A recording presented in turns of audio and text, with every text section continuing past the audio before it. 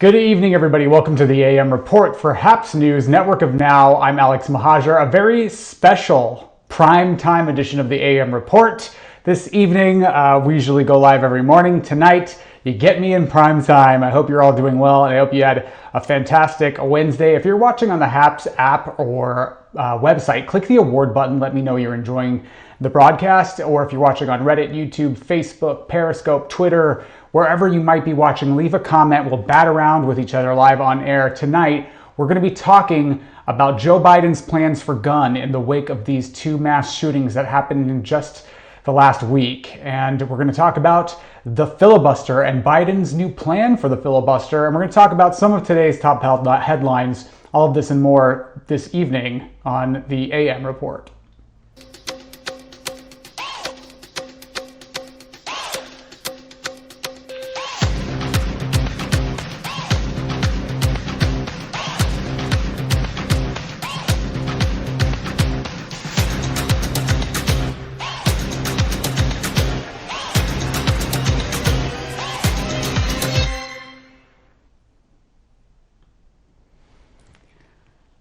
Thank you so much. I'm Alex Mahajer, and I love seeing your names and faces chiming in from around the country, around the world. So leave me a comment or click the hello button. Let me know where you're watching from. Good evening, Kim Chi from Washington. Good to see you this evening. Hello from Tampa.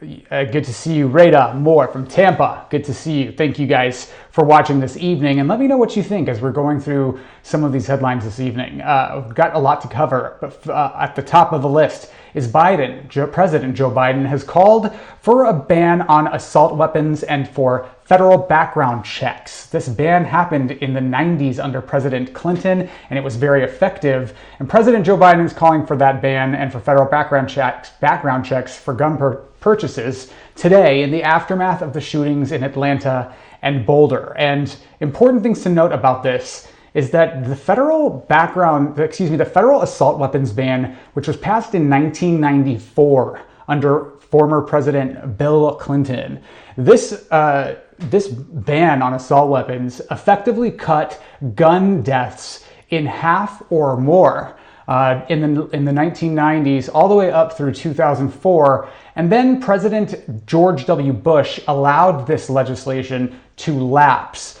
and that gun violence more than tripled in the aftermath of this assault weapons ban lapsing in the early 2000s. We've got this image for you right here. Here is some of the statistics from 1984 to 1994. You see a sharp increase from 19 gun deaths to 19 incidents to 155 deaths. And then from the period covering 1994 to 2004, we saw that number almost cut in half. And then from 2004 to 2014, that number more than tripled. And so we see the direct consequences and impact that assault weapons ban happened in the 1990s. And President Joe Biden was in the Senate at the time. He said today, "I've done this before, we need to do it again," and is pushing for it hard. Here's President Biden today talking about the epidemic of gun violence and the need to institute an assault weapons ban and to institute federal background checks. Here's President Biden. 10 lives have been lost, and more families have been shattered by gun violence in the state of Colorado. And Jill and I are devastated. And the feeling, I just can't imagine how the families are feeling, the victims whose futures were stolen from them, from their families, from their loved ones, who now have to struggle to go on and try to make sense of what's happened. Less than a week after the horrific murders of 8 people and the assault on the AAPI community in Georgia, while the flag was still flying half-staff for the tragedy, another American city has been scarred by gun violence and the resulting trauma. And the state, I even hate to say it because we're saying it so often, my heart goes out. Our hearts go out for the survivors, who had to flee for their lives and who hid, terrified, unsure if they would ever see their families again, their friends again. While we're still waiting for more information regarding the shooter, his motive, the weapons he used, the guns, the magazines, the weapons, the modifications that apparently have taken place to those weapons that are involved here. I don't need to wait another minute, let alone an hour, to take common sense steps that will save the lives in the future, and to urge my colleagues in the House and Senate to act. We can ban assault weapons and high-capacity magazines in this country once again. The United States Senate, I hope some are listening, should immediately pass the 2 House-passed bills that close loopholes in the background check system. These are bills that receive votes of both Republicans and Democrats in the House. This is not and should not be a partisan issue. This is an American issue. It will save lives, American lives, and we have to act. We should also ban assault weapons in the process.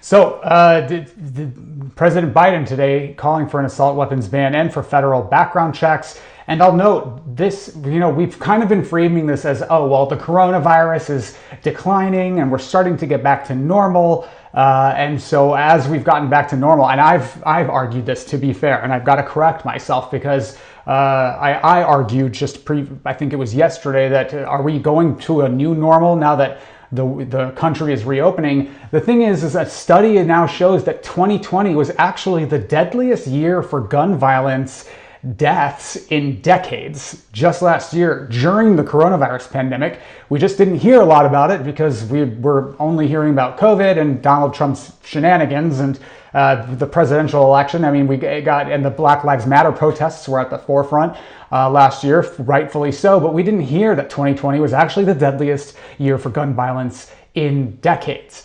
Vice President Kamala Harris, saying today that the GOP needs to stop pushing the false choice that, quote, everybody's trying to come after your guns after the GOP has objected to this and saying the Democrats are coming for the Second Amendment, which kind of answers your question, DM Harvey. Quick, go after law-abiding citizens.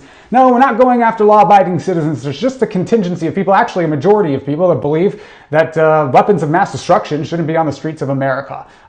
It's overdue and very necessary, says Christopher Drago. The general public doesn't need assault weapons, period. You can act in keeping with the Second Amendment and be consistent with the Second Amendment and still protect people from gun violence in the United States. It is a false choice. Kamala Harris saying that today and saying, quote, this is again, I reject the false choice and stop pushing it for sure. Stop pushing the false choice. That means everybody's trying to come after your guns. That is not what we're talking about. I will note that the United States Supreme Court has already ruled on this. They ruled on the 1994 assault weapons ban and found it constitutional.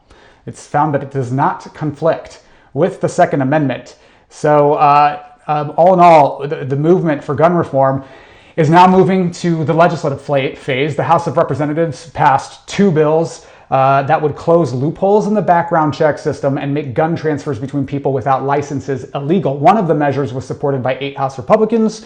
President Biden on Tuesday calling on the Senate to pass the 2 bills and emphasize the toll of gun violence on the United States. Now, this isn't going to happen in the United States Senate unless Democrats eliminate the filibuster. This is your daily reminder that the filibuster will obstruct every piece of major legislation that Democrats try to introduce to try to pass some progressive legislation and get things done, big, bold change in this country. So President Biden held an undisclosed meeting with historians in the East Room of the White House recently to discuss eliminating the filibuster. He wants to go big. So he recently held this meeting with historians, included a discussion of how big is too big, how fast is too fast to jam through once-in-a-lifetime historic changes to America. So according to reports, Biden feels, quote, it is time to go even bigger and faster than anyone expected. If that means chucking the filibuster and bipartisanship, so be it. That's according to Axios, being reported in Axios. And that's pretty heartening news. I think he understands voting rights, gun reform, climate change, infrastructure, jobs, these big, bold policy proposals that are being passed in the House because Democrats have the majority Equal Rights Amendment, the protection of LGBTQ Americans in the workplace, federal LGBTQ workplace discrimination protections. All of this is going to die in the Senate because of the Senate's filibuster rule. So Biden's saying, you know what, maybe it's time to chuck the filibuster, chuck bipartisanship, and let's just ram this stuff through and get it done. McConnell, Senate Minority Leader Mitch McConnell, of course, saying that he's going to threaten nuclear winter on the Democrats if they eliminate or reform the filibuster. We're shaking in our boots, Mitch. Senate Minority Leader Mitch McConnell said that Senate negotiations would face a nuclear winter if Democrats get rid of the filibuster. Senate aides say he will use other rules other than the filibuster to frustrate Democrats, which is just rich to me. Basically, McConnell obstructing everything that the Democrats want to do using the filibuster. And if Democrats eliminate the filibuster, he's saying basically, if you eliminate my right to obstruct your legislation, I'm going to obstruct your legislation. Shaking in our boots, Mitch.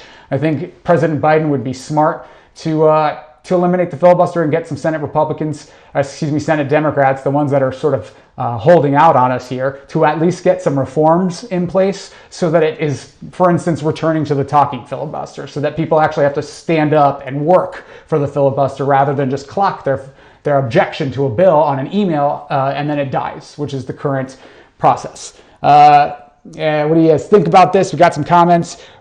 He's totally distracted by the comments. Lol, high-speed fam train. I like to read the comments. I like to read them and see what you guys are doing. Over 70% of the population wants gun control, including 59% of Republicans. Biden is working for the people. Yeah,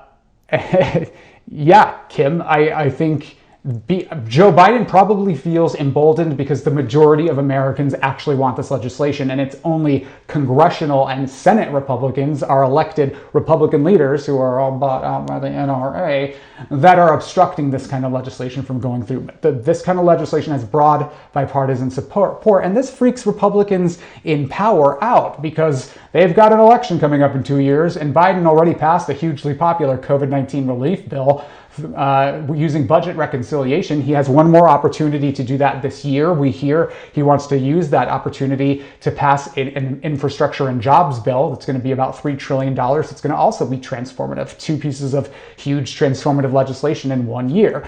And Republicans are shaking because they don't want Biden to get these political victories, and they don't want to have to go back to their constituents and say they voted against it. And it's altogether putting the Republican Party in a pretty precarious situation. Christopher Drago saying, I can't post what I'm thinking about Mitch. You can post it. I'll read it for my own eyes. I like to know what people are saying about turtleneck Mitch McConnell. Either way, we'll see what happens with this filibuster, but it needs to go. And I think that's becoming alarmingly apparent to Democrats and the president as these important pieces of legislation cross their desk, pass through the House, and now languish in the United States Senate. Finally, insurrection updates. Right-wing militia groups coordinated to attack the Capitol, according to federal prosecutors, and Marjorie Taylor Greene's back in the limelight. A leader of the far-right Oath Keepers said he organized an alliance between his militia group and members of the Proud Boys in the weeks leading up to the January 6th Capitol riot, according to new evidence submitted by federal prosecutors. Footage from the January 6th riot at the U.S. Capitol shows Anthony Aguero, a conservative live streamer, activist, and close ally of Georgia Republican Congresswoman Marjorie Taylor Greene, inside of the building. Alyssa Slotkin, Congresswoman from Michigan, is on the oversight panel that is investigating this, and she's saying she is interested in learning which members of Congress were hosting tours of the Capitol building the day before the insurrection happened on January 6th. We've heard this reported on. She's interested to know how complicit members of Congress were and whether or not this needs to be referred for criminal prosecution if members of Congress, certain members of Congress, I'm looking at you, Lauren Boebert and Marjorie Taylor Greene, unconfirmed, but I'm looking at you, freshman members of Congress, who may have been hosting tours and giving reconnaissance missions to the insurrectionists on January 6th. So, thank you guys. This is all we got for you tonight on the AM Report. The Dems need to keep advertising on billboards, says Christopher Drago. Why not to use the rules on the books, says OK Change. The states with the most gun control have the most murders. I don't know if that's true. I'm going to need you to cite a source on that. But what I do know is that the rules on the books right now are the filibuster, and that needs to go. The rules on the books are also not curbing gun violence. Like I said, 2020, deadliest year for gun violence in the United States in decades. Why not remove all the rules in the book? Okay, let's just chuck them all. Burn it all to the ground. Just kidding. This has been the AM Report for Haps News, special primetime edition. We're usually live every weekday morning, and we will be back tomorrow morning with all of your quick political news and headlines to get your day started right. If you like this journalism, if you like this content, please consider sponsoring it. You can do that at haps.tv/@Alex, where you can become a recurring monthly sponsor, buy me a cup of coffee, or even click subscribe and get notifications when we go live every morning. We'll be back tomorrow. Thank you guys so much for joining. Thank you for your comments. Thank you for the award, the Great Reporting Awards to Kim Chi. Appreciate you, and we will see you all tomorrow. Bye-bye, everyone.